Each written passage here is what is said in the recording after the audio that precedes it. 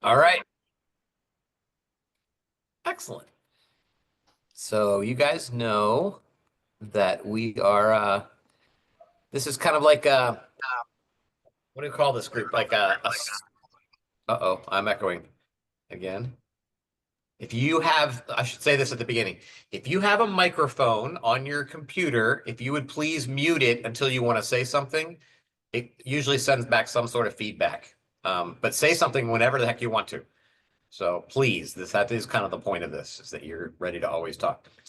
So what we're doing is I'm trying to give you a glimpse of the scholarly academic world when it comes to, in this particular case, these bizarre, weird creatures that God made, right? Death, demons, destroyers, deities, and dragons, whatever it is, we're going to look at a bunch of them until I get bored, basically. Unless you've got something else that you thought, oh, I really want to talk about this one too, and I skip it. I mean, I have a dictionary that's this big that has 1,000 different ones in it, probably. Like probably literally has 1,000 different creatures that exist in the Bible in some way. So you don't see them because you don't know Hebrew or Greek or something like that, but they're in there, and I can't do all of them. I don't even know all of them. So we're doing the ones that are famous that you've probably heard of at least once or twice, and a few others. So yeah, I guess that's it. We're talking about cherubim today. So I introduced this last week by saying something like, those little baby angels that sing soft lullabies and shoot arrows and make people fall in love. That's what we're talking about, cherubs. And cherubs and cherubim are the same word. One is the Anglicanized version of the Hebrew, right? Cherubim is the plural cherubs. So that's what we're talking about. It's not any weird little creatures with bows and arrows. We discovered last week that these cherubim show up as early as Genesis 3, and they do not look pretty. Okay, they've got a flaming sword. It's uncertain whether the flaming sword is theirs or it's attached to nothing. Like there's all kinds of cool traditions that exist about this guardian. But that's one of the places that we've seen them. And then we looked at a bunch of passages that dealt with the God who is enthroned over the chair over the Ark of the Covenant, right? So these cherubim seem to protect the mercy seat, which is the top of the Ark of the Covenant. And we said this is where God connects to man. Okay, so just as a quick reminder here, right? So mountains are where God connects to man. So this is a mountain. And you know that Moses has to go up the mountain. It's probably not quite so steep.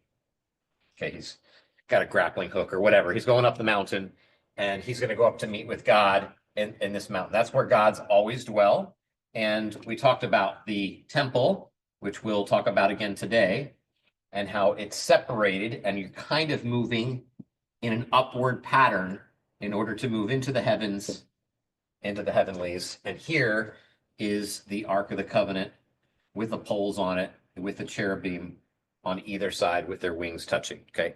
That's in the tabernacle. In the temple, that still exists, but there's also some really big cherubim here, which I'll show you some pictures of in just a second. Just want to give you the big picture. Gods dwell in cosmic locations that are beyond us, and we're invited into them. So this is the same thing as Eden, right? Again, we'll look at that. I'll show you a picture, but I just want to give you the big picture. He's going into the place where God dwells, and this place is kind of where the Ark of the Covenant is. Okay, I don't mean it's literally on a mountain, right? I mean it is in the sense that it is in that interdimensional, that second place, that place between heaven and earth, the two realms, right? This is the Ark of the Covenant here. Okay, because this is where man is, this is where God is, and this is where they meet. And this is where God puts his He sits on a throne. Let's see here. Can I draw a throne? And his feet he kicks out. He's got his arms behind him. He's resting. This is how I'm picturing him, right? And he's got his feet on the Ark of the Covenant, which is the footstool of God. It's sometimes called the throne of God.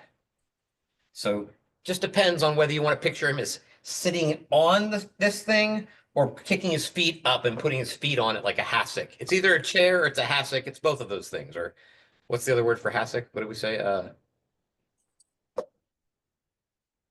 Whatever. You know what I'm talking about. Ottoman. A footstool. Ottoman. There you go. An ottoman. Right? A footstool. Footstool in my world, but Am I the only one who says hassock? Do you guys know that word?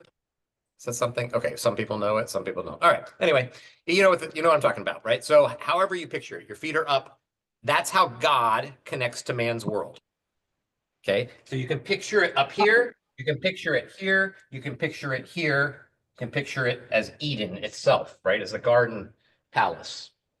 Okay, and I'll show you the garden in just a second. That's all the basic stuff that we talked about last week.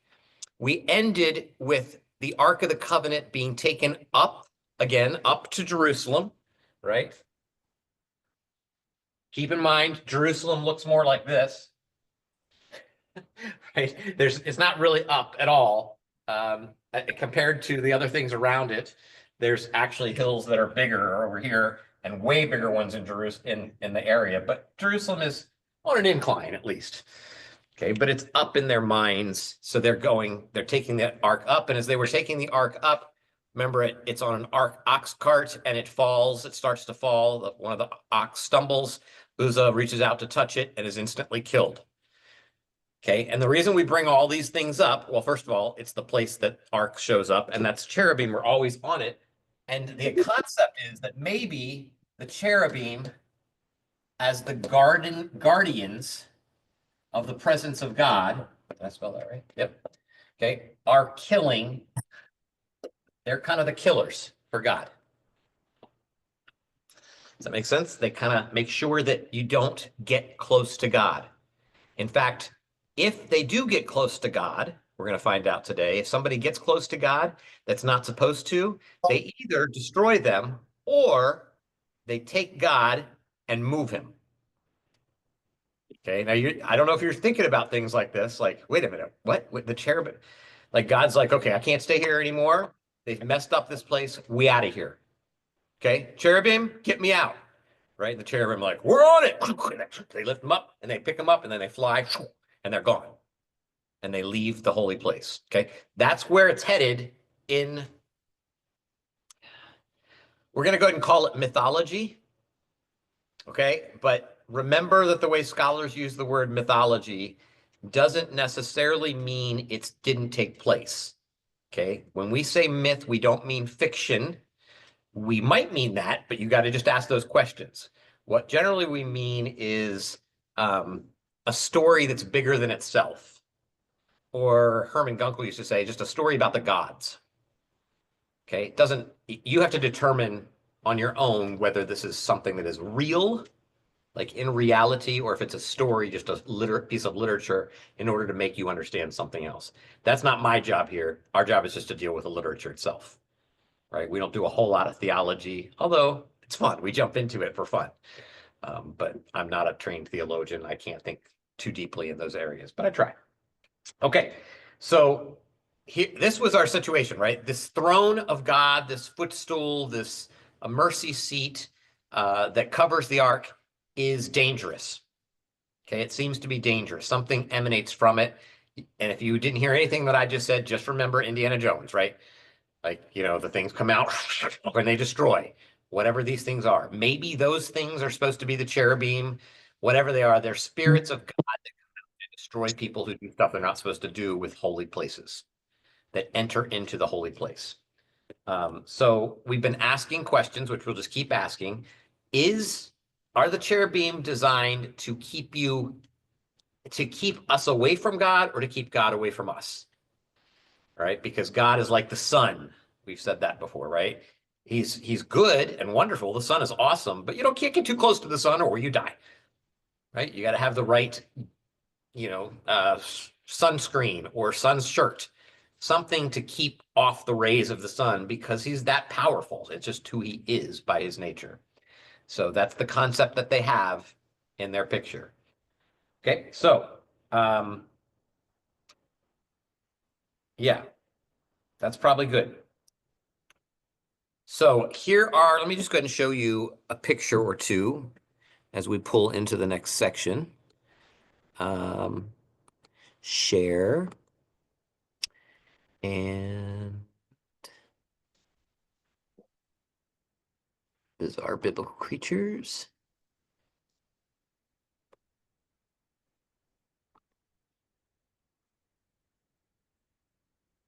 Okay. So you can see this top one here. So this is the what everyone can see that? This is the winged lamasu is what they're called.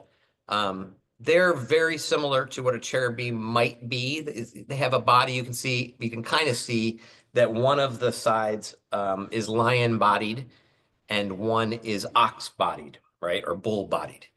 Right, so they have slightly different bodies, but you can see the wings are put into the sides there. Now this is in a museum, so it's carved in there to make it because they've seen these things and these are replicas. These aren't actual ones, right? But that's the kind of the picture that they would have in Assyria, in Nimrud. Okay, so again, Assyria is not very far away. They all share the same kind of mythology in them. So maybe they look something like this. We're going to get some really clear pictures today, but this is one of them. And then here's another, just so I don't have to keep jumping around. So this is what it looks like when they go into the temple, which we're going to read about right now for the inner sanctuary. So this is the temple, and I know it's blurry, I'm sorry. But you can see the priest there. He is in between the altar and the showbread, and he's before he gets to these stairs. I think there's 6 stairs in order to get up. 1, 2, 3, 4, 5. Yeah, that's what I remember anyway. 6 stairs to get up, and then you see the 2 giant cherubim back there. They look kind of like lions with wings, and the wings touch each other in the middle, and they touch the walls. So it's a big place, and then the Ark of the Covenant is between them, and there are 2 cherubim on the Ark of the Covenant as well, protecting the seat. So it's protecting and protecting, double protecting.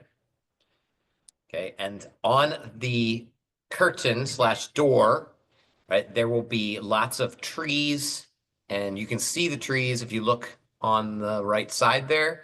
See all the carvings of trees, bushes, things like that. You can also see the lampstands on the right side, okay, which is also a symbol of trees.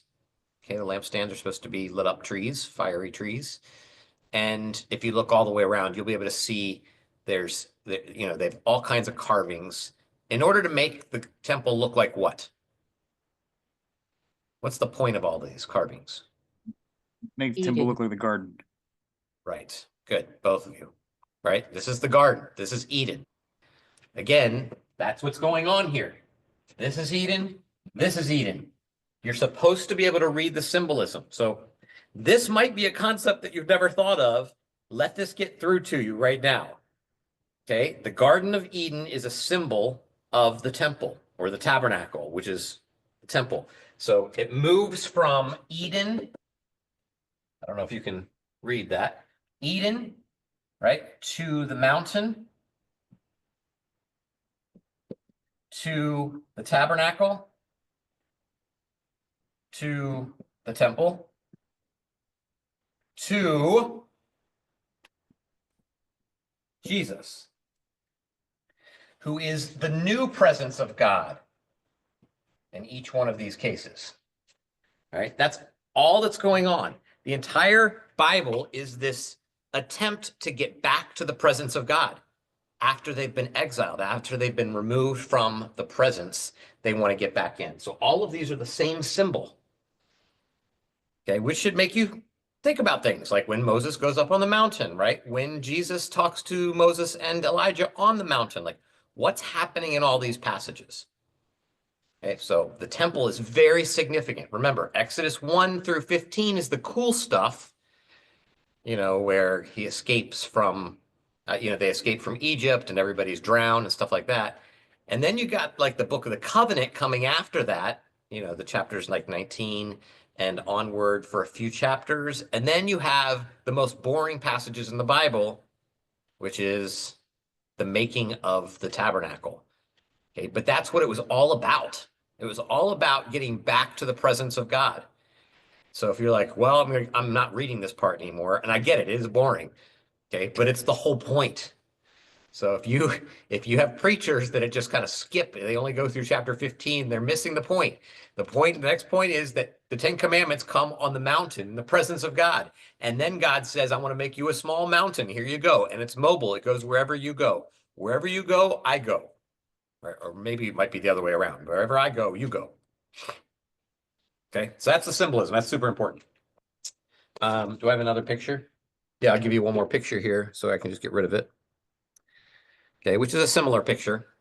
You see the priest, you see the size of these cherubim, and you see the Ark of the Covenant underneath it. And I told you last time, there's a lot of times you'll find these creatures in deserts or different places like that, statues of them. And there'll be statues like kings will be on their paws. So little people that are there because they're protecting the Son of God, right? Kings are sons of God. Another important thing for you probably to remember. Kings are sons of God. All right. So that's good for that. I will stop sharing unless Yeah, go ahead. Hey, Jace, would you Yep. go real quick, Eden and the mountain where God is, and then what's the next ones down? It starts with Eden, there at your upper left. The mountain and Mountain, tabernacle, temple, Jesus. okay. Thanks. Yeah. Eden, mountain, tabernacle, temple, Jesus. That's the Okay, movement. thanks.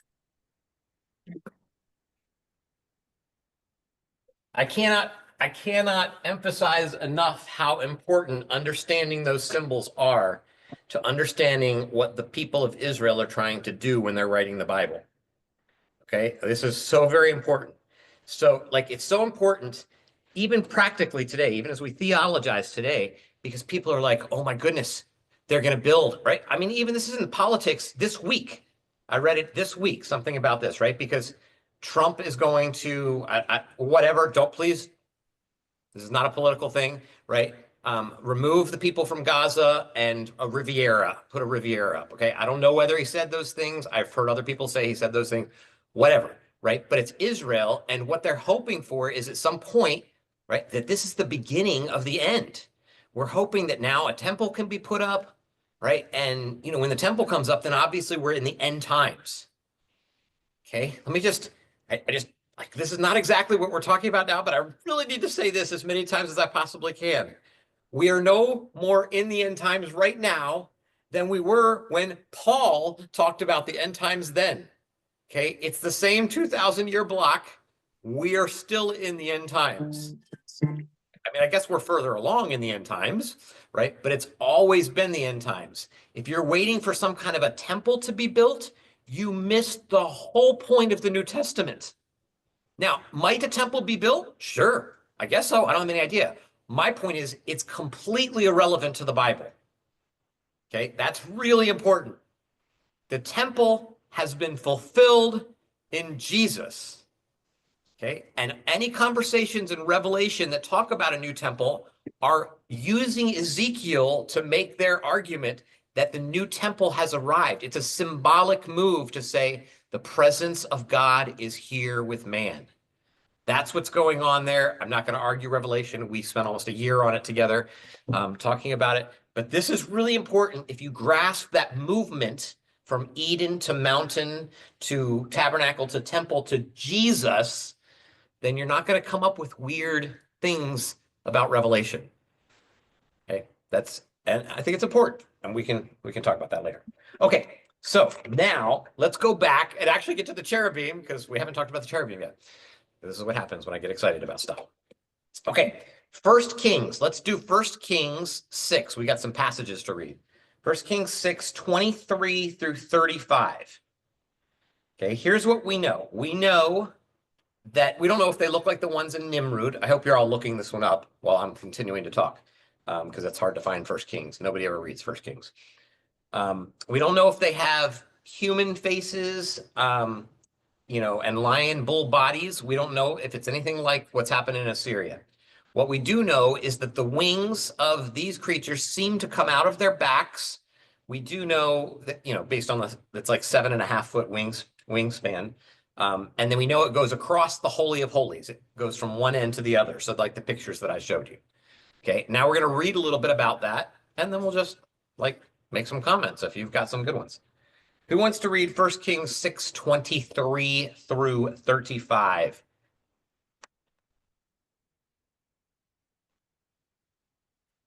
I can read it. Thank He you. made 2 cherubim of wild olive wood, each 15 feet tall, and placed them in the inner sanctuary. The wingspan of each of the cherubim was 15 feet, each wing being 7.5 feet long. The 2 cherubim were identical in shape and size. Each was 15 feet tall. He placed them side by side in the inner sanctuary of the temple. Their outspread wings reached from wall to wall, while their inner wings touched at the center of the room. He overlaid the 2 cherubim with gold. He decorated all the walls of the inner sanctuary and the main room with carvings of cherubim, palm trees, and open flowers. He overlaid the floor in both rooms with gold. For the entrance to the inner sanctuary, he made double doors of wild olive wood with 5-sided doorposts. These double door ports were decorated with carvings of cherubim, palm trees, and open flowers. The doors, including the decorations of cherubim and palm trees, were overlaid with gold. Then he made 4-sided doorposts of wild olive wood for the entrance to the temple. There were 2 folding doors of cypress wood, and each door was hinged to fold back upon itself. The doors were decorated with carvings of cherubim, palm trees, and open flowers, all overlaid evenly with gold. Okay. Yeah. Isn't that exciting? That's what you want to read for your devotional time, huh? Like, woohoo! I feel so energized about Jesus right now. Yeah. I mean, it's not super exciting stuff. In fact, it seems very repetitive and boring. Just to be clear, though, right? The wings cover the top of the ark. There's some sort of a protection going on here. And I'm just going to read a couple other verses just to back this one up. The priest then brought the ark of the Lord's covenant to its place in the inner sanctuary of the temple, the most holy place, and put it beneath the wings of the cherubim. The cherubim spread their wings over the place of the ark and overshadowed the ark and its carrying poles. Okay, so that picture that I showed you should be enough. Like, basically, they're just drawing that picture. They're taking these words and drawing that picture. That's what's going on here. So again, this makes scholars suggest maybe that the point of the mythology here, not fiction, but the argument, the gods and their weird creatures and stuff like that, is to keep God in, to make sure he isn't going crazy on everybody else. All right. Now, again, this doesn't mean, even if this is true, this doesn't mean that God is, needs to have guards on him, or that the guards actually have the ability to keep him in. Okay, that's not what the literature is trying to do. It's trying to say, yes, he needs guards, right? Because he is dangerous, he's powerful. Okay. But there's plenty of other passages that would say, they're created by him. He could just go, okay, and they're gone, right? But you put guards there to make a point in literature so that people see it and they're just like, oh, okay, whatever we're going into is dangerous. It's dangerous for us. It's dangerous. Like, we can't get to God. That's the idea.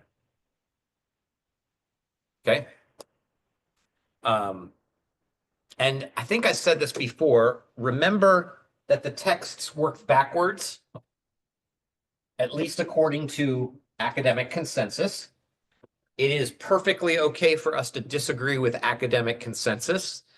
In fact, that's what scholars do every day. They try and prove that academic consensus is wrong so that they can have the new academic consensus. But it's still helpful. It means most people agree with this right now. is that there's some sort of a movement backwards, that the original texts would be, that the earliest texts would be things like Ezekiel, okay, the temple texts. And then the middle ones would be tabernacle texts. And the ones that are very late would be Eden texts. Okay, so even though Eden comes in Genesis, most people think that that story about Eden is written after these stories. Okay, we don't need to get into the chronology of when everything happened, but this is a story that's made to talk about these things.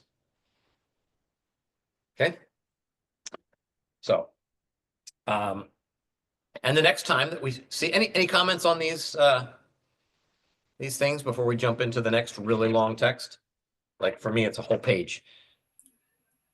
This is the first time that I've connected the picture of where God met Abraham. It's usually the oaks of Mamre or the palms of Mamre. Yep. That's where he was training Abraham to be the patriarch. Okay, and you're saying that's on in here? Well, it was in that sequence that of what was in the area, the vision of the trees, the grand kind of trees around a source of water. All right, you have to make connection points for me because I'm not making it yet. Sorry. Try again. I'm hypothesizing that the place that Abraham met God, or Jesus pre-incarnate, if you will, was I won't, but yes. was connected somehow to the vision of the temple or its predecessor images. Okay, so yes, so Abraham, so anytime patriarchs meet God, right? And I can't picture this story in my mind right this second, but anytime that they meet God, it's, well, not anytime, but most of the times they're up on a mountain of some kind and they're being tasked with some kind of a test that's going on. So that's a pretty normal thing. So like Abraham and Isaac, you know, that kind of story. And that's always an Eden picture, right? So they're coming close to that. And trees are one of those main things, right? Because they're garden pictures, and that's where gods always meet with people. If any of you come with me to Kenya, you'll see that there's certain holy trees, certain sacred trees where they would have their ancestor worship and stuff like that. And churches have come in and taken them over in some cases. And they've made them sacred trees for, you know, in Jesus' name now. People were afraid before because they thought they were demon possessed or something like that. But God has somehow sanctified the tree and made it his own. And in fact, this is what, right, all throughout Kings and later books, this is what the kings are condemned for doing, is allowing the sacred Asherahs, the trees, to continue. And the ones that are usually people after God's own heart are the ones who cut down these Asherah poles, right? And so these are just giant trees. Sometimes they're actual trees. Sometimes they're just like a totem, just a giant phallic symbol. So yeah, the trees at Mamre. Okay, so that's an interesting point. I'm gonna have to look that up and see if there's any mountain or cosmic presence language in there. That's cool. Anything else people want to say about that last one? Okay, let's read our next one, because this next time that we say cherubim is along the Kebar River. Okay, so this is when things get weird. If things weren't weird already. The Kebar River is, remember, they're in exile. They've been pulled out and they're sitting there. You know, it's there that they hang up in the Psalms, they hang up their harps. How can we sing when we're not in the presence of God, right? We've been removed from the presence of God. So here is Ezekiel chapter 1, some of the coolest passages ever that you will read. Who wants to have the privilege of reading verse 4 through 24?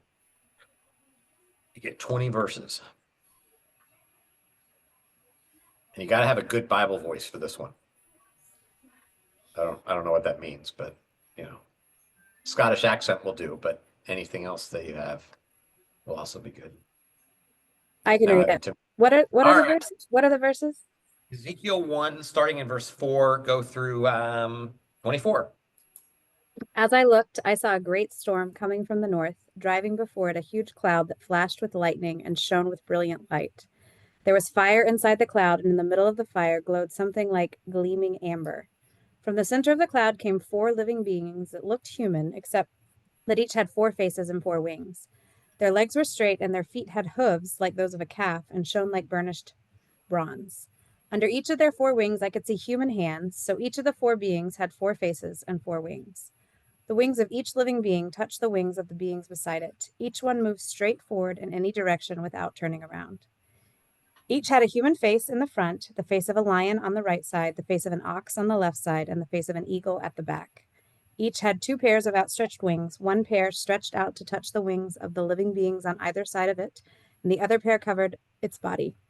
They went in whatever direction the Spirit chose, and they moved straight forward in any direction without turning around. The living beings looked like bright coals of fire or brilliant torches, and lightning seemed to flash back and forth among them. And the living beings darted to and fro like flashes of lightning. As I Okay, looked, hold on, Suzanne. Okay. Hold on. You did great. I just realized this is gonna be so much. What do we have so far?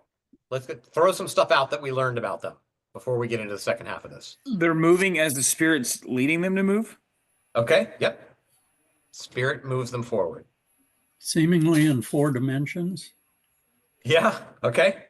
Maybe so. Yep. Well, yeah.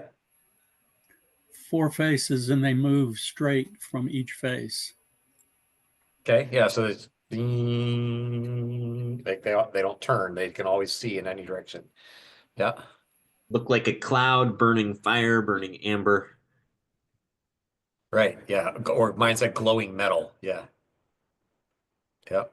Their legs were straight and their feet were like calves' hooves.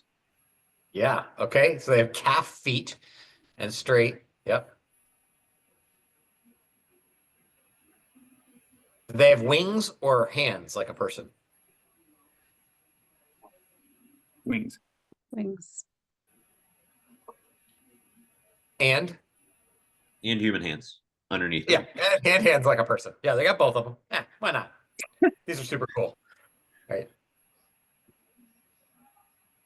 Yep. What are the 4 faces they have? Verse 10. Oh man. Eagle Lion, eyes, bull, Eagle, I heard. What? lion, Lion, Ox. ox, man. and man. Okay. All right. Go ahead, Suzanne. Keep going. Right, where did I stop? I stopped at 14. Verse 15 is where you want to 15 is start. where I start. As I looked at these beings, I saw 4 wheels touching the ground beside them, one wheel belonging to each. The wheels sparkled as if made of beryl. All 4 wheels looked alike and were made the same. Each wheel had a second wheel turning crosswise within it.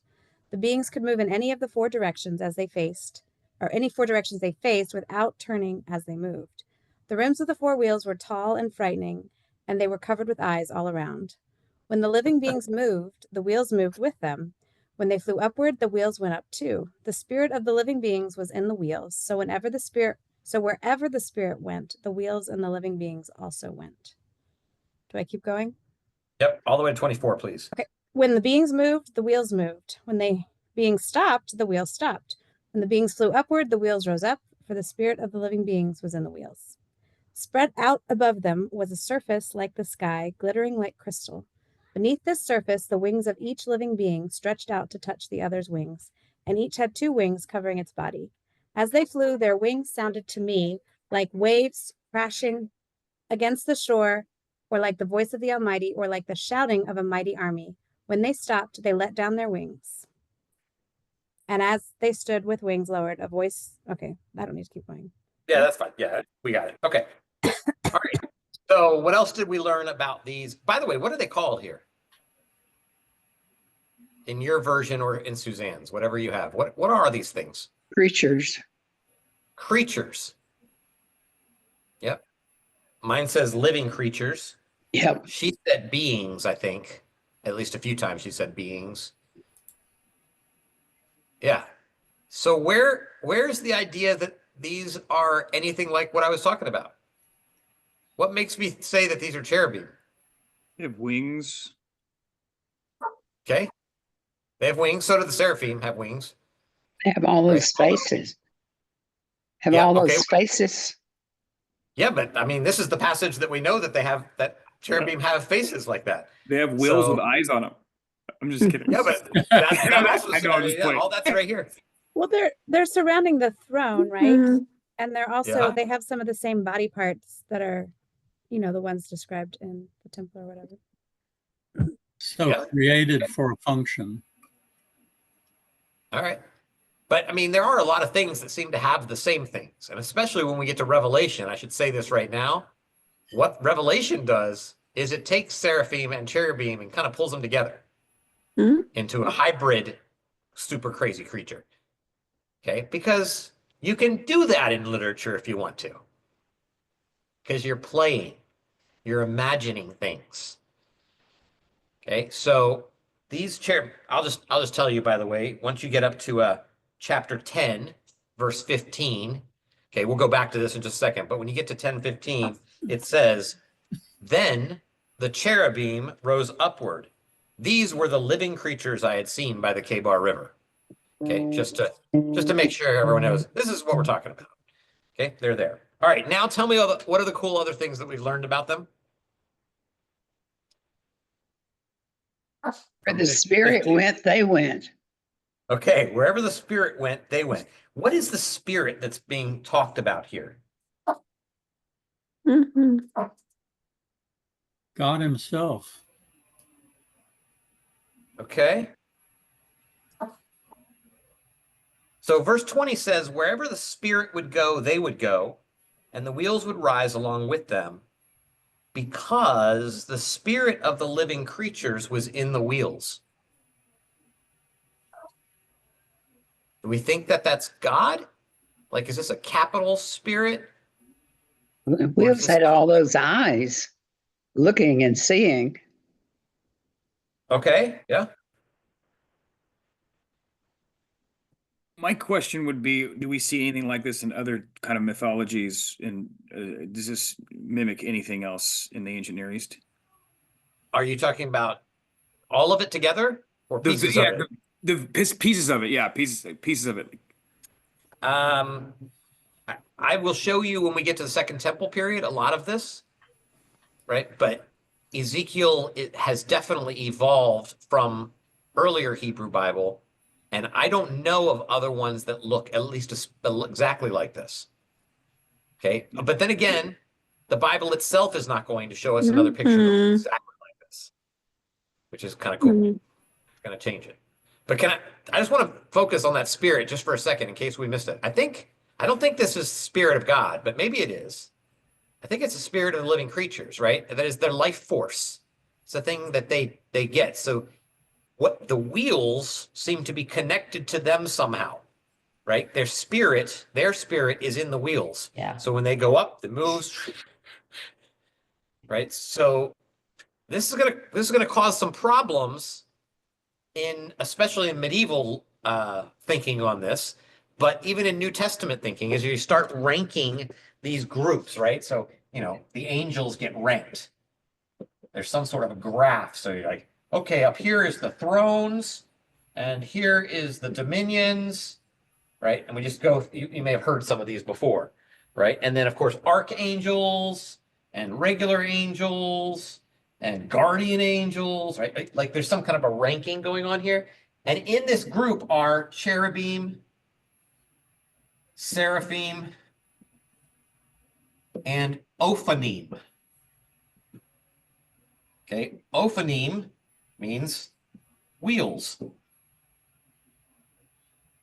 Okay? Like it's their own thing. So in Catholic theology, we're eventually going to get to this as this is one of the sets.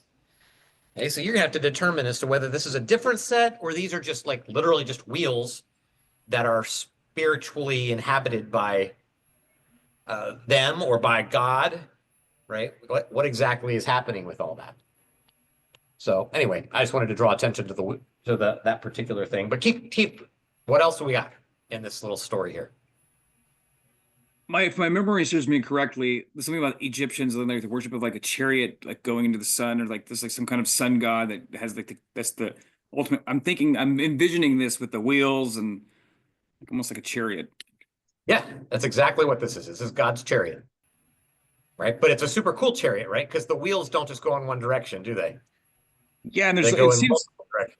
yeah, and there's this is right here it says as if one wheel were within another. That's even Right. cooler. Like so, it's Yeah. like got rims or something. Yeah, and in our world, like we have this like on every office chair that you have, right? A wheel within a wheel. So maybe that's what it is. They wouldn't have had something like that, but that's what they're thinking. And that's how I picture it anyway. I have no idea what they're thinking. But a wheel within a wheel, you can go any way you want, right? On your office chair. I mean, I'm supposed to have it on these things, but it doesn't work at all. You know those wheels? I'm thinking like cheap spinners on like those rims that you. On, Oh, like, yeah. Okay. lowrider So, yeah. cars. Yeah. But that's in the same direction. Okay. Yeah. Right? They don't go the opposite direction. But yeah. Okay. What else do we have in here? Anything else cool? I mean, they have eyes, right? Which I find Mine- just fascinating. Mine says the rims were tall and frightening, for the rims of all four were covered all over with eyes. Yeah. So the rims of these wheels, right? Is this the wheels? Yeah. The wheels have eyes on them, which is why people would say that they are their own beings, right? Like, because if they're just wheels, so they must be living beings of some kind. Okay. Again, literature, right? Just be careful. This is just literature. We're imagining. This is what we call prophetic imagination, right? So Ezekiel is seeing this. At least that's how the literature is portraying it. Okay, but remember, the literature is also going to portray Ezekiel being grabbed by the hair and taken to Jerusalem inside the temple. Okay, I don't think we're meant to see literally an angel grab him by the hair and carting him all the way to Jerusalem so we can see what's happening in the temple when he's by the Kebar River. Okay, now you might think that's literal. Fine, that's okay. Okay, but at least we can just focus on here's what the literature is doing. So we got eyes, we got wheel eyes that go in different directions, stand still, stop. And then above them is a vault in verse 22. What does yours say there? A dome A dome. shining like crystal. I think this word is oh, you don't need Hebrew, is rakia. Okay, I think this is the same word for firmament in Genesis. God puts a dome over the earth to keep the water from coming down before the flood, right? He puts this dome. It's a solid metal shaped thing. And so I think that's what the concept is here, that we have, am I in the picture? Yeah. Okay, so you've got this dome here like this, and this is above the creatures. So the creatures are down here. I'm just going to make the creatures here, right? They've got big wings, whatever, okay? They're down here, and they're holding up the dome, and God is kind of sitting on it. Okay, he's above the atmosphere. Okay, now remember, these are also the people who say that, you know, when God made the world, he put stars on the rakia and moon on, he stuck them on there. Okay, this is just a clever, cool way, a picture of what's going on. Okay, so you see God, he's in that realm, but he's also in this realm. Okay, so oftentimes Ezekiel is going to be able to see his feet, right? Because that part you can see, but you can't really see. It's like if you're looking up, what would you see? Well, you just see the feet. Okay, you can't see through him. That's the kind of picture that you're supposed to be getting here. And how many wings do these things have? Two. How many wings? Cherubim. Two each. There. Two. They got two. Yeah. Yep. So seraphim have how many? 4. 4 or 6. Yeah, right. So it depends on what passages we're looking at. But the Bible usually has 6 for them, right? Because they're the ones who cover their face and cover, right?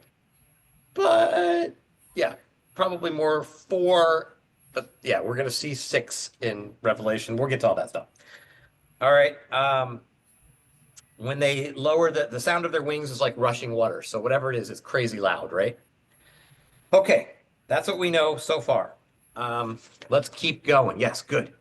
Let's read the other big passage. I have a question. If you Good, Josh. if you like were at your congregation, you're like, last night I had a vision, and you're however large your congregation is, it's maybe like 300, 400 people, and you're telling them this is my vision, and you start spouting off this kind of stuff, they're gonna think you're crazy. Yep. So, I speculate, or just wonder, how these prophets get away with this stuff. I don't know how, and I think a lot of times that people did think they were crazy, from what I understand, from what I read. But anyways, I just thought I'd add that. But this is the world of prophets, right? So in their world, kings access to God through prophets. It's just what happens. It's just the way everybody thought during that time. So you say that if I came up in my congregation and said that, people would think I'm crazy. That's true in my congregation. But if you go to the nearest Assemblies of God congregation and say the same thing, they might not think that, because their world has more of that they have more open to that kind of thing. Right? So, they have a lot to teach us about being open to some of these things that we just kind of, we roll our eyes in our scholarly worlds. So I want to try and do justice to both sides. I want to stay the scholar, but I also don't want to poo-poo people who don't think like me, right? Because the world they live in. Yeah, you look at archetypes and you look at symbols, and a lot of this is pertinent when you're looking at psychology. And I think Carl Jung does a really good job at looking at dreams and things like this. You can tie in, what do these symbols mean? Each of them is distinct. It's got really neat meaning. I remember Carl Jung has a dream about a trunk with a big eye in the middle. Anyways, I don't want to get into Carl Jung, but I feel like the symbolism in this stuff is so important and the Bible as well. So to learn what the ancient Near East and what the author is trying to get across with the symbols would probably be really helpful. Yes, and knowing Ezekiel, how Ezekiel works. Remember, Ezekiel is apocalyptic literature. Okay, so the very beginning of probably apocalyptic literature. So very late. It's one of the later books that's going to be written. So it's dealing a lot with those symbols. And if you can understand what he's doing here with these symbols, you'll be able to understand what he's doing with Revelation. Okay, I tell people this over and over again. Revelation is not scary if you understand what's going on in Daniel, Ezekiel, and Exodus. Okay, if you just know what they're doing with those ideas, you can really you could go right through it. It's not hard at all. Okay, so yeah. Going back to wheels with eyes on them, makes me think of a fighter jet, where the wheel represents seeing in all directions, 360 degrees. Okay. In fact, Air Force One has sensors like that. Yeah, as long as you say it makes me think of that, I am perfectly happy. Okay.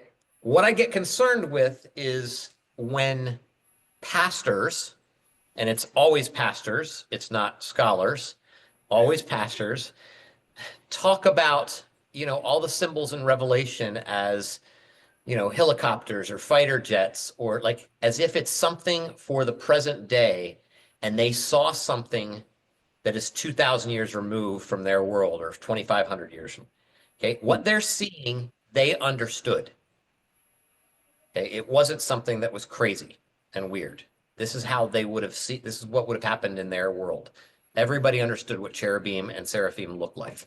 Not perfectly, just like if I said dragon to you, right? You all have a picture of a dragon, but it's definitely going to be different. And it just depends on which one whether you watch Shrek or Hobbit last, right? As to what your picture is, or I don't have any other idea what dragons, right? Or, you know, Pete's dragon, right? They all look a little bit different, but they have pretty similar things. Okay, but I don't want us to take these and move them into the present. Okay, it's just not fair. I don't think. Suzanne, you were gonna Something else unique to me just now when reading this vision or whatever it is everything like seems to be in unison, like moving at the same time, and there's the spirit and everything. So is it like one spirit like in everything, like causing it to be so unified? Yeah. It's kind of like a hive approach. They all seem to move in one with one identity, one, you know, like those birds that all kind of somehow they're able to make the turns all at the same time, or the fish, you know what I'm talking about, hives, how they all fly together. Yeah, maybe they are being controlled by the spirit, like Tom said, right? By a larger spirit, or, you know, connected together in some way. Yeah, that is cool. And they've got to be able to do that, right? Because they're the creatures that are lifting God's throne up. So, you know, just like you see in medieval times where they would, you know, put somebody on that and they would walk. I think about it in Robin Hood, you know, the fox Robin Hood, the good one, the cartoon, you know, and they're carrying, the rhinos are carrying Prince John or something like that, right? Then they have to go the same direction. If they go different directions, then they fall down. So that's what's going on here. And you said vision, and I wanted to say something about that. Again, this is how apocalyptic literature works all over the place. Okay, not just in the Bible, but other apocalyptic literature. There are certain categories that happen in here. And what they do is they start off by saying, and I saw a vision. Okay, this is literature. This doesn't automatically mean that they didn't see a vision, but it's also just a way that you begin to tell the story that you're telling. Okay, you say, I've seen a vision. I had a dream. Okay, Martin Luther said I had a dream, but I'm guessing he wasn't sleeping.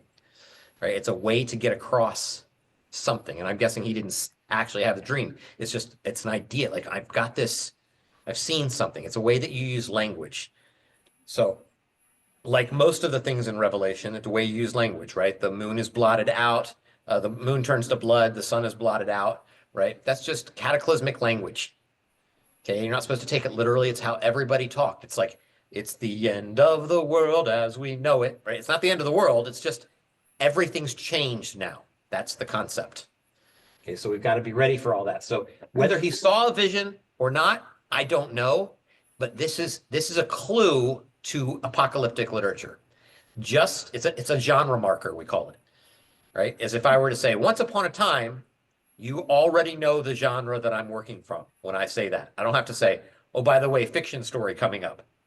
As soon as I say once upon a time, you got it, right? Or most of the time, if I start rhyming things, right? There was an old woman who lived in a shoe. She had so many children, she didn't know what to do. None of you are thinking, what? A woman lived in a shoe and had a lot of kids?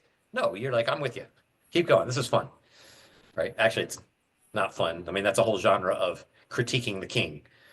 You know, Mother Goose's nursery rhymes are all critiques of monarchy. But anyway, you can look that up on your own. That's not what we're doing here. Okay, let's finish this one. I keep getting sidetracked. It's your fault, Suzanne. Okay. So this is First Kings. Where is this? First Kings. Where were we just now? First Kings 6. So now we're in First Kings 10. Yeah, First Kings 10, verse 10. Let's go there. This will probably be our last passage, but I want to compare the two. So who wants to read this one? It's the same story, same guy, same author. Well, maybe the same author. Anybody want it? I haven't found it. Okay. First Kings 10:10. All right. Go ahead, Russ. First Kings chapter 10, verse 10. Then she gave the king all the way through 22. 10 through 22. Yep. Okay. Then she gave the king 120 talents of gold, a great quantity of spices and precious stones. Never again did spices. Is this right? Oh, nope, that's not right. Crud.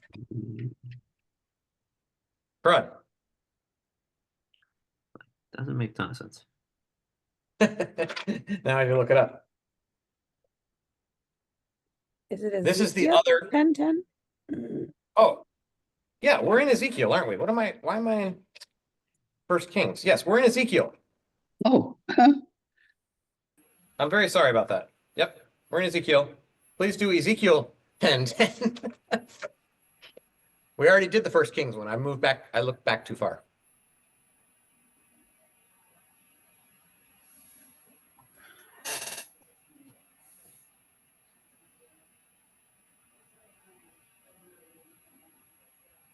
All right. Verse 10, Ezekiel 10. And as for their appearance, the four looked alike, something like a wheel within a wheel. When they moved in any of the four directions without veering as they moved. But in whatever direction the front wheel faced, the others followed without veering as they moved. Their entire Okay, hold on. Yep. Hold on. Start in verse 1, please. I'm sorry. Let's do 1 through 22. I'm just making this up as I go, apparently. Okay, the entirety of Ezekiel chapter 10. Yes. Thanks. Then I looked, and above the dome that was over the heads of the cherubim, there appeared above them something like sapphire, in form resembling a throne. He said to the man clothed in linen, Go within the wheel work underneath the cherubim. Fill your hands with burning coals from among the cherubim, and scatter them over the city. He went in as I looked on. Now the cherubim were standing on the south side of the house when the man went in, and a cloud filled the inner court.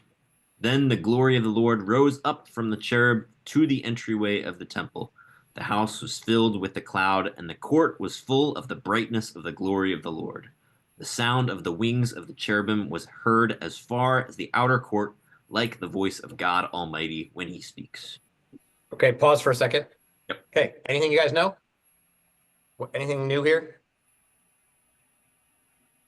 When Riston reads the word house, it's the word temple, right? Which is, I mean, that's the idea. It is the word house here, but it's the temple. it brought Anything a else? cloud. Brought There's a a cloud? cloud and also brightness Okay. Yep. Same sapphire and a dome. loud wings. Loud wings, sapphire. Yep. They're like keepers Like of the the voice of- coal.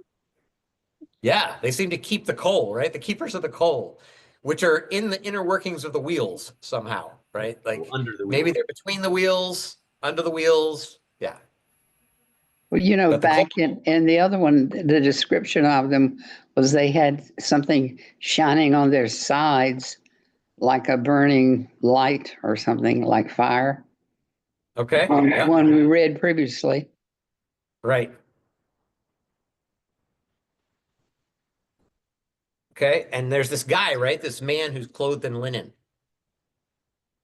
Okay. We're going to see this linen clad person in Revelation again, by the way. Right? He's kind of a famous guy in there. And he's the one who gets the coals. So he's got the coals. All right, keep going. Verse 6. All right. Continuing in verse 6. When he commanded the man clothed in linen, take fire from within the wheelwork from among the cherubim.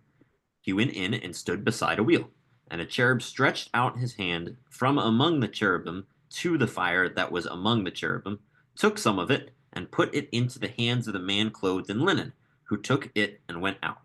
The cherubim appeared to have the form of a human hand under their wings.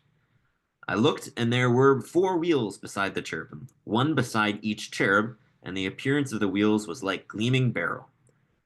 And as for their appearance, the 4 looked alike, something like a wheel within a wheel. When they moved in any of the 4 directions without veering as they moved, but in whatever direction the front wheel faced, the others followed without veering as they moved.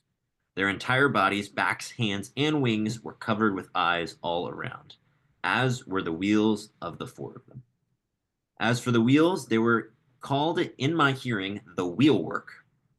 Each one had 4 faces. The first face was that of the cherub, the second face was that of a human, the third that of a lion, and the fourth that of an eagle. Okay, pause for a second. Yep. Let's go all the way back to verse 6. We've got the man in linen, right? He's taking the fire from among the wheels. Actually, he doesn't get to take it. The cherubim take it. So they're the one who grant him the fire / coal, right? Anything else in here that's important? Instead of an ox or bull, it's a cherub. The faces are changed, it seems. It does seem that way, doesn't it? Yeah. And that's fascinating to me. I would like to know what the face of a cherub looks like. I thought this thing was a cherub. So I'm wondering whether the fourth face of a cherub now means that the face of the cherub is going to have 4 different faces in it, and then it goes back indefinitely forever. Like, like when you look in a mirror, it just keeps back and forth mirrors. Both and. Like both and.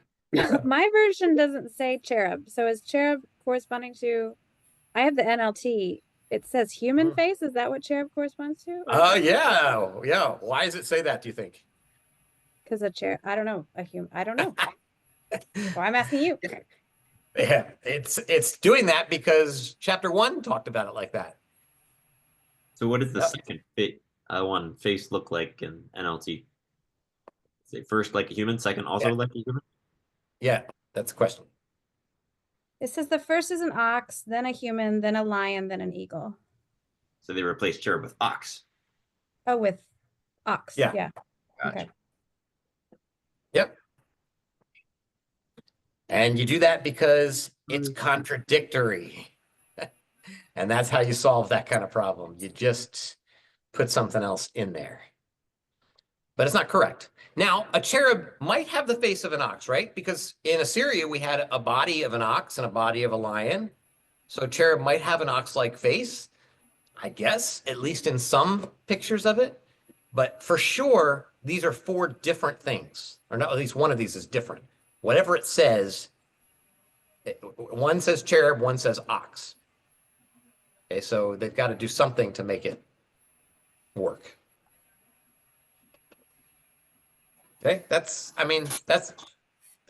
would be, if you have to take everything literally, right? And you have to draw a picture of a cherubim that is alike and the same in every single passage that you read of it, you've got a real problem now. Okay. If you read this as literature and realize this is prophetic imagination, and the same author maybe is writing this, or let's say they're 2 different authors and they've written 2 different things, somebody put them together and wasn't worried about this, right? Like, I don't think they were just like, oh man, that got in there in the final print. What am I going to do? Like, now it's been printed all across the world, right? That's not what's happening.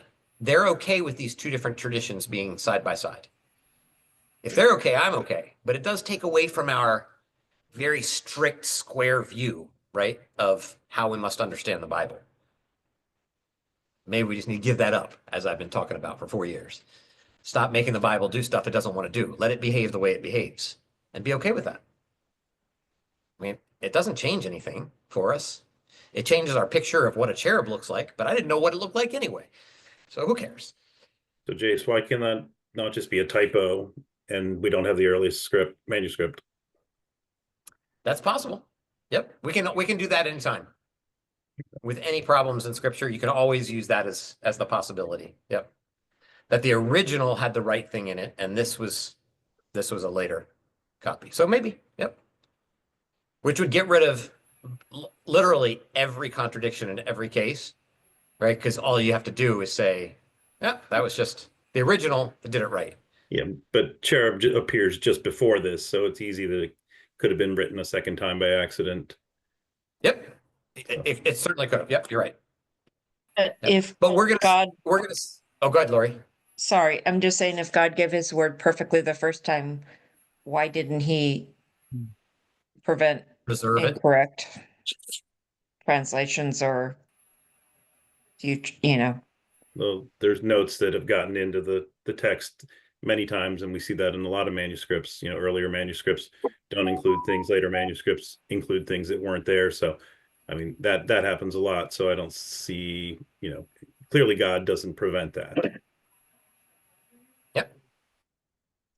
I think what we're going to see, though, when we look at other pictures of cherubim in other places, especially in Revelation, that we're just going to have some evolution of what things look like. Although there's not a lot of evolution between chapter 1 and chapter 10. So, right, if it's the same author, he may have just accidentally wrote the wrong thing, or, you know, the original author may have written that, or it could be a manuscript later wrote the wrong thing. I'm okay with any of those things. You know, like David is the one who kills Goliath in one passage in Samuel, in another passage in Because Samuel. it's still on 67. You're Sharon, your mic is on. Oh, it's not dropping. So Elhanan is the one who kills Goliath, and another one. So you can just say, oh, well, they just made a mistake. We can do that anywhere if we want to. I'm just trying to deal with the text. And there's a lot of manuscripts that, I mean, all of our best manuscripts lead to this. They have two different answers to that. But sure, that's always a possibility. So that's good to remind us that what we call an autographa could technically exist, right? An original Vorlog, the original one, it could possibly exist. I think that whole concept isn't right because things don't get written down until they're oral. They're good. Hey, Not Sharon. much here, I should. Sharon! Your microphone is on. Thank you. So I think the way I understand manuscript transmission, it starts orally for a long time and then becomes written. And it's not written by a single person at one particular time. It's written in several different versions, probably, and it's edited almost instantly by people from different areas that are doing things. So I don't think there is such a thing as that. I think that concept is mythical, and I mean fiction, that you have an original text. So, but we kind of did that in our last section, right? We did when we talked about the canon and we talked about manuscript transmission. So everybody's got to go back there to get my arguments about that because it'll take too long. But I could be completely wrong on that, which is the beauty of this group, right? We can always see things a little bit differently. Okay, so whether you assume that there are the same four heads or not, is there anything else that we see on here that we need to grab hold of? There was something, I think, in verse 11 that I noticed as I was looking at. Let's see here. It's verse 10. As for their appearance, the four of them looked alike. Each was like a wheel intersecting a wheel.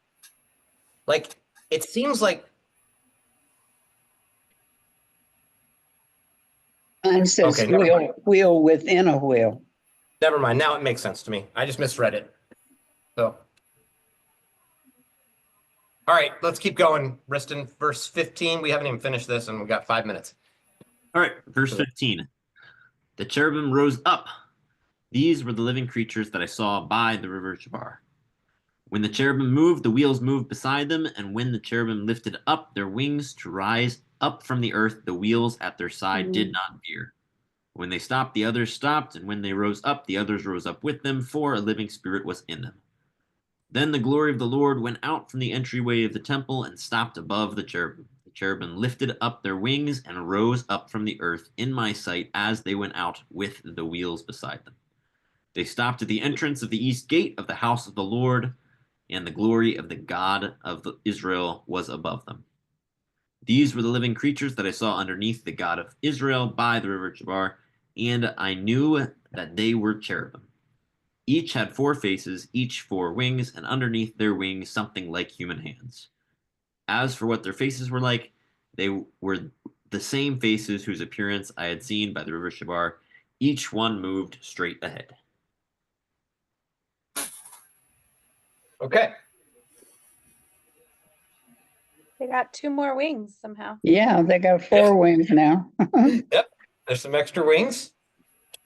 Okay. Anything else added there?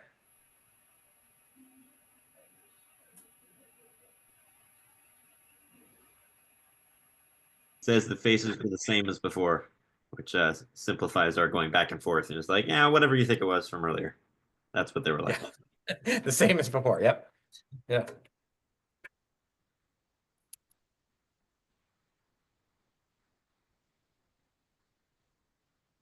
Okay.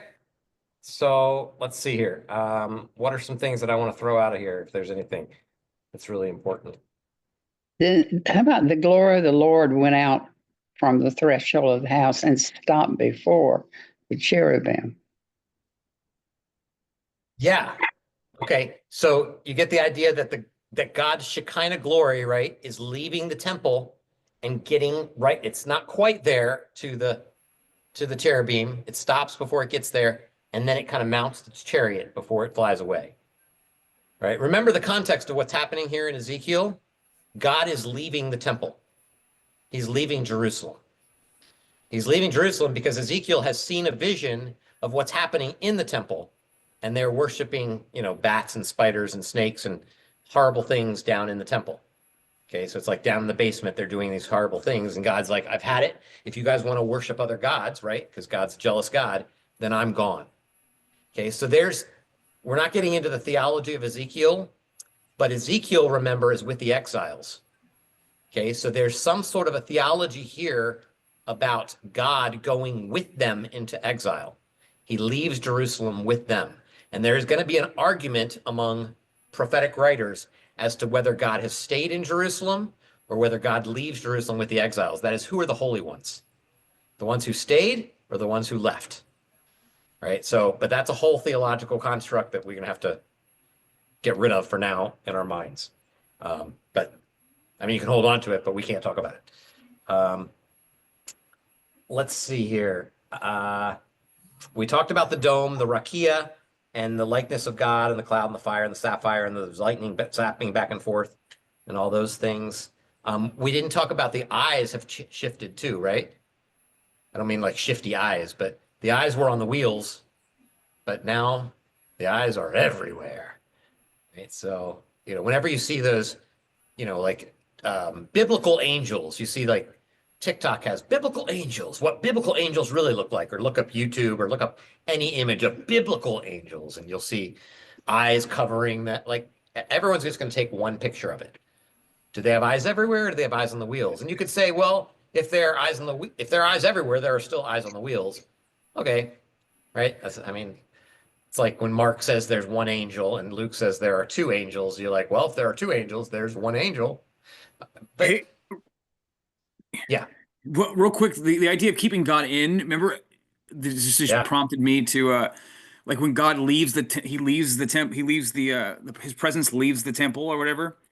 So could that be for or against the argument of keeping him in?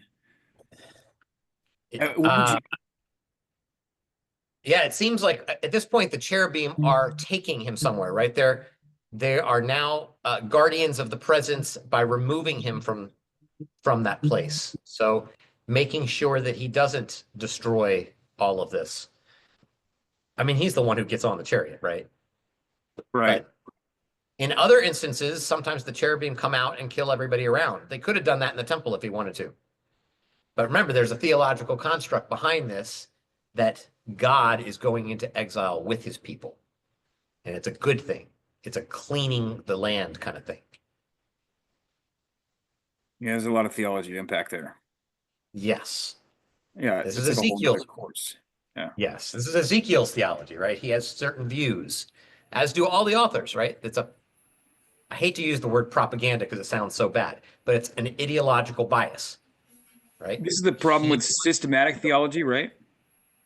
I think it's one of them. Systematic theology sets up a structure that makes you look at all the different passages and then harmonize them together to come up with some theological idea that we can all say, okay, here we go. Ophanim, or Gagalim, it's a different one, equal the thrones in the New Testament. There it is. It's simple. Anytime the word throne shows up, this happened, right? That's just not a fair way of understanding things, right? There is an evolution that's taking place. Well, not from here. These are the same words, but this is a theological evolution. They're not the same thing. But maybe the New Testament is thinking in bigger, wider terms. But this is what always happens with theology, right? Like if we want to talk about the holiness of God, we look up the 93 passages that use the word kadosh, right? I don't know if there's 93 passages. There's 500, there's thousands, I don't know. But we look at all of them and we say, what does it mean for God to be holy? Let's look at all these passages. But people would have understood God to be holy in different ways. We say, spirit. Are we bipartite or tripartite people? Do we have spirit, soul, and body, or just spirit and body? Well, it depends on who you read, right? And it depends on whether you equate soul and spirit, as sometimes people do in philosophy, because those have philosophical meanings. It just depends on when the letter's coming out. Are they reading Plato? Do they know good Plato stuff? Or are they reading Plotinus? What are they doing in their understanding? Okay, well, we did not finish this, but we actually have a few more good passages, and we haven't gotten to the second temple. So we'll go for a whole third week on cherubim, because you have absolutely got to hear some of the coolness. Well, the Psalms have a lot in it too, but we got to get to Revelation, and then there's a little bit in like Sirach and First Enoch, and the Apocalypse of Abraham and the Apocalypse of Moses, all Second Temple writings, and the Song of Sabbath Sacrifice, which is a Qumran text. Just have little things as there's an evolution going on. And evolution is fine. I'm not saying that, animals evolved. That's a different argument. But everyone evolves, right? We change. We change our understanding on things, and we move forward, and that's what's happening. They're changing theirs. Any last minute comment? Oh, it's 9:18. You don't get any last minute comments. I'm done. So we'll turn this off, and then you can have a few minutes of comments if you want, but let's